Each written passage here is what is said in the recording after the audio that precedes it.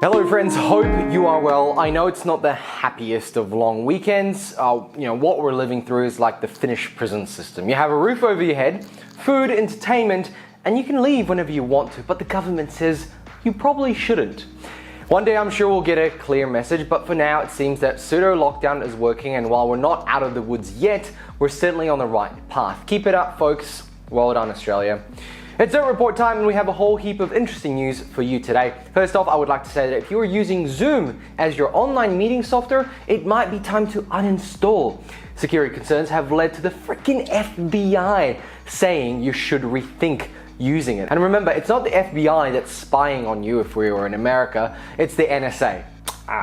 So on to the interesting news. We have Vodafone suggesting co-investment for fiber to the node upgrades. NBN activations surge, WA to track, and NBN Co's weekly report summary. Let's start with our biggest story. And folks, let's be hopeful here. Let's not be too judgmental just yet. This could be another way to get Australian communication infrastructure up to date with the rest of the world, or maybe in fact be the #1 in the world. So that's something to strive for, I believe. Vodafone and TPG have been allowed to merge. So it's a very pivotal moment for the two companies, and I'm sure they're working on a lot of things.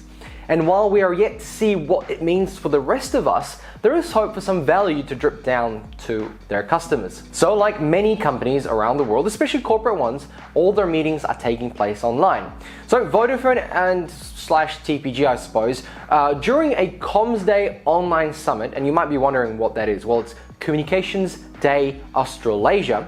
It's an Australian and New Zealand, and is very apparently most respected source of daily telecom industry news and commentary. To note, that's from their website, not a review of that. So it was first published in 1994. It has published nearly 6,000 issues, and in that time has stacked up independent awards from the likes of the Australian Telecommunication User Group, Service Providers Action Network, and now the Communication Alliance, and Media Connect Australia. It also regularly cited as a reference in government and industry reports. So you kind of think it's quite knowledgeable and maybe even honest. So let's cite what the Vodafone Australia CEO Iñaki Berroeta had to say at this digital meeting, hopefully not via Zoom. So here we go. Australia's digital future depends on having many more fibre connections and freeing ourselves from copper delivery of broadband. We are ready to deploy fibre to Australian homes, including potential co-investment with NBN Co to replace copper with fibre to meet the needs of Australians in the 21st century. Yes. He also noted a study done by a Berlin think tank owned by the wider Vodafone Group. This is what they had to say. Increasing the number of fibre connections in a country by 1% per year is associated with an increase in GDP of between 0.02% and 0.04% per year. For Australia, this would mean a growth in GDP of 370 million and 740 million per year. Per year. And economic growth is going to be a scarce commodity in the new world. And let's be real, what he means by the new world is not the after Mad Max, it's what's going to happen after COVID-19. He has a point. The key to Australia's telecommunication future is fibre, and when the world comes back online, it's going to be very difficult to compete with countries who have a stronger communication infrastructure. After all, I expect many people not to return to the office at all. Working from home will be the new norm, I hope. What's striking is that it took a pandemic for employers to see how this could be possible, and rather it forced them to try it, really.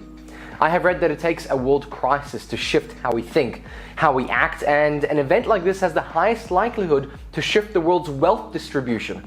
I certainly think we shouldn't be bailing out billion-dollar companies with government money or taxpayer money, and most of these have paid little to no tax in Australia anyway, so why should they get a piece of the pie? Here's what I think. In the new world, the game for your dollar will be more difficult than ever, and if Vodafone / TPG offer to upgrade with a co-investment style deal your fibre to the node connection, which is what, 70% of Australia, so that you sign with them, they'll be playing a whole different game above the others.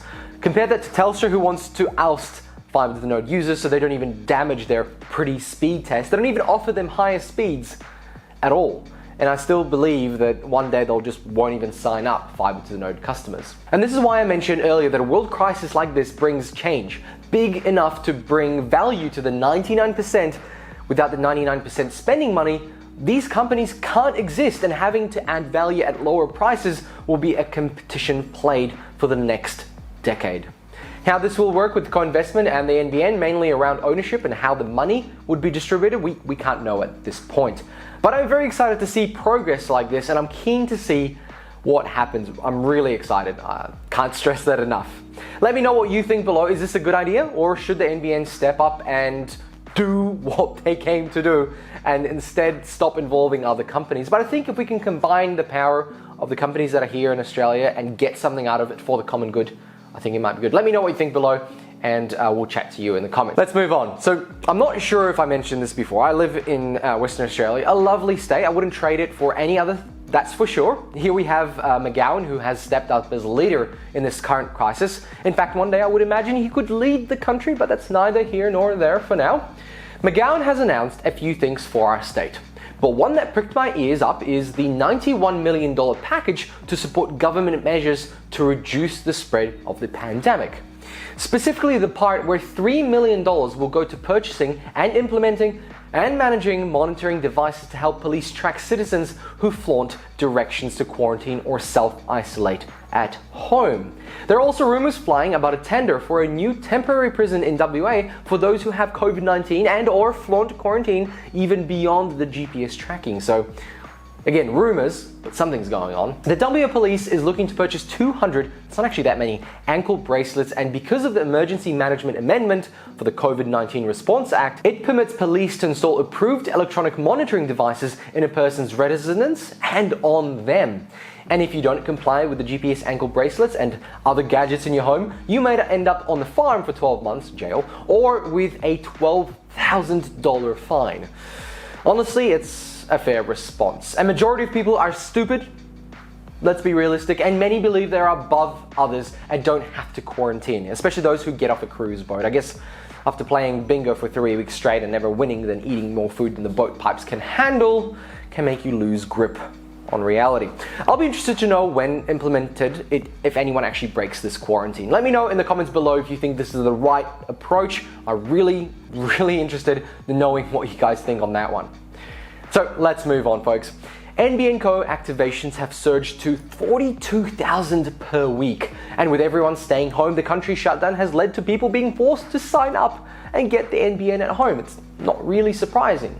In the same Comms Day meeting, NBN Co CEO Stephen Roos said, "Recently, we have seen a large increase in activation orders with more than 40,000 come in each week as more Australians shift their work and education needs to their home broadband service. Each new connection we make means there are more Australians and Australian businesses successfully working from home, remaining productive and providing value employment opportunities for the nation. Indeed, it is fair to say that people at the time are increasingly putting their faith in the NBN.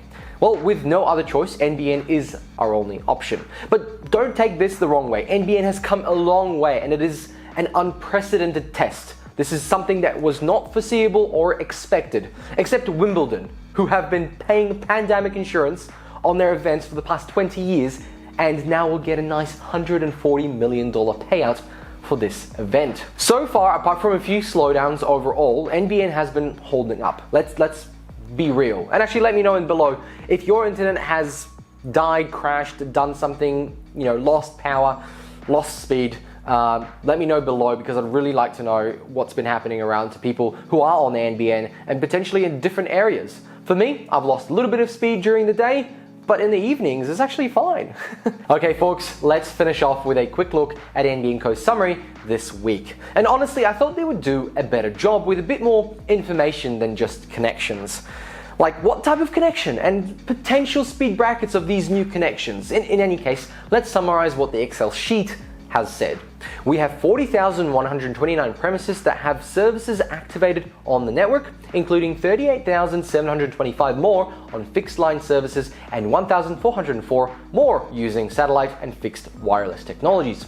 And a total of 80,777 additional premises were ready to connect, This included an increase of 74,645 in brownfield areas, an increase of 4,165 in new development areas, and an increase of 1,967 premises in fixed wireless and satellite areas. You see, the problem here is that these numbers are skewed by COVID-19, with NBN connections skyrocketing, and as discussed earlier, NBN Co has seen a massive spike in new NBN connections this month. But because these are also installations, it's really good to see these numbers actually going up. As you can see, I am no fortune teller, but I have a feeling there are many more premises left to connect before the June finish date. I could be wrong, but the question still remains, NBN Co is going to finish the rollout on time? Or is it one of those situations where they come out and say, oh yes, we have finished those premises, tagged them as easy, and we categorized all the other ones that are not finished, which were too hard as part of a different implementation. It's a part of this different report. We're not even a report over here. This Excel spreadsheet, this is the real one. All these other ones, no, forget about it. So maybe they'll finish the too hard ones on another time. That was a bit of a rant. In any case, let's see what happens in a few weeks. Friends, hope you all stay safe this long weekend. Maybe pick up a new hobby at home. Gardening seems like a good start, even though everything's sold out at Bunnings. Especially things if you want to plant some veggies. And so I hope you enjoyed this week's Dirt Report. Check out some of our other tech videos below. During the week, we release a few different videos on all sorts of topics. And remember, if you like this video, then tap that like button. If you would like to see more and keep in the loop with these news, then please consider subscribing and supporting your Aussie channels. Thank you very much, and bye!